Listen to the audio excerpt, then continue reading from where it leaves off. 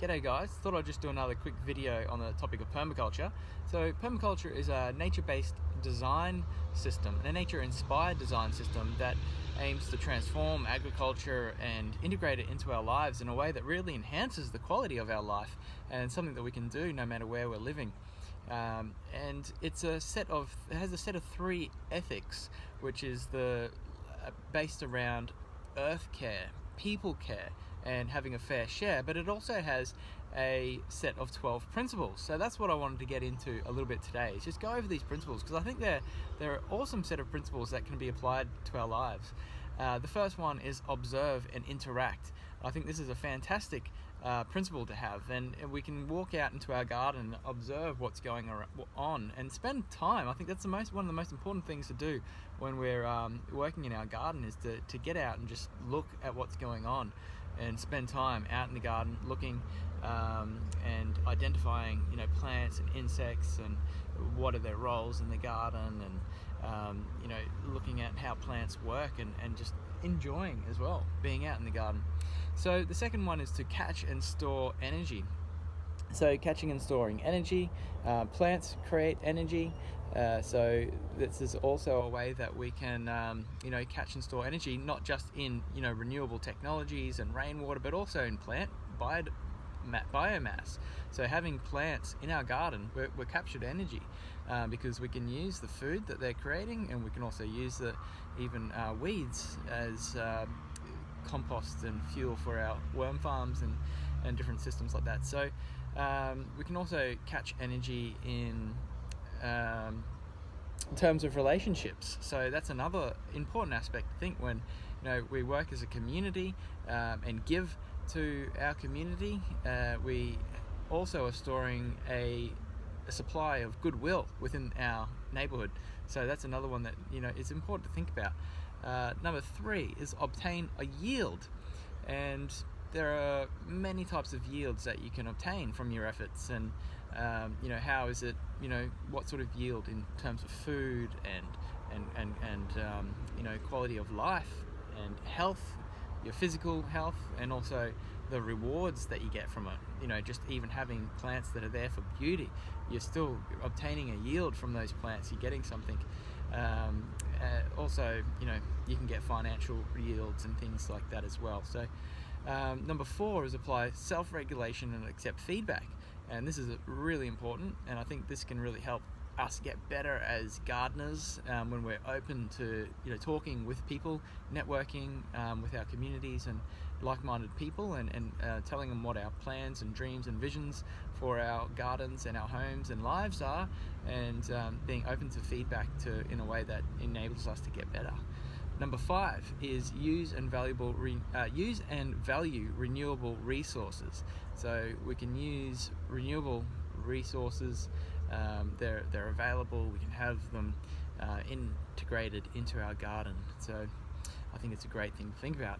Number 6 is produce no waste. This is a really exciting area, and I think it's something that we can strive towards and be inspired by from our gardens. So when we are working in a garden, our garden is a fantastic example of a zero waste system, and it's absorbing all its nutrients locally, and it's self-sustaining. So I think we can use our gardens as inspiration in that way, and we can aspire to become zero waste ourselves in our own homes.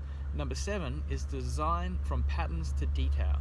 So understanding what your role is in the garden, and how you can work to support it, and how can these areas be enhanced. And you can map all these things out into your designs, and design in wildlife corridors, fire corridors. How can you map the influences of the sun, the wind, the water, and design your food. Designing your garden like a food forest is an example of designing right to the finest detail and replicating what you would find in a forest, with layers, your canopy layers, your mid-growth layers, your shrub layers, and your ground covers. So all those sort of things really can help Number 8 is integrate rather than segregate. So how can you integrate and connect certain aspects of your garden? So you might have chickens is a classic example, and they might be a part of your garden.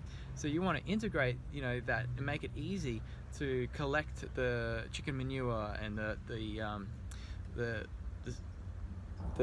bedding, the straw bedding from your chicken coop, and have that all go into your composting system, and make it easy. You can integrate things like capturing water off the chicken roof and having that go into a rainwater tank, which will be the water for the chickens.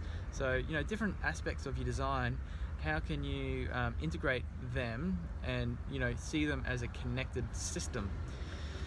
Number 8 is use small and slow solutions. So that's really important. How can we design systems that are easy to look after and simple in terms of how can we manage it all ourselves? How can we learn about the energy that's coming into our home, the food that's coming into our home, the water and the waste? How can we manage these systems? How can we make them simple and be able to be a part of finding solution if there is a problem that arises? So number 10 is use and value diversity. And diversity can be seen in many different ways. So having diversity throughout your garden, but also having diversity in your community and your perspectives. So that comes back to the integrating with your community, networking with your community, and being open and talking and receiving different perspectives and different opinions about how to garden. So I think that is really important.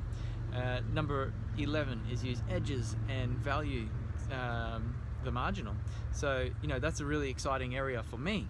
What are the edges? What are the limits of your design? Where are the boundaries? And how can you push yourself to those limits and get creative in those areas and innovative and go in a creative way to integrate those and go beyond the limits of what you thought you could do. So think about what they are. What are the edges to your designs? What are the edges? And vertical gardening obviously is an area that I'm really passionate about. There, can you go vertically and utilize space in a different way? So number 12, the last principle, is create and respond to change. So I think this is also really a fantastic principle, because we are living in a ever-changing world, and with things like climate change becoming more of a reality, we do need to think about how we can adapt and work with a changing climate.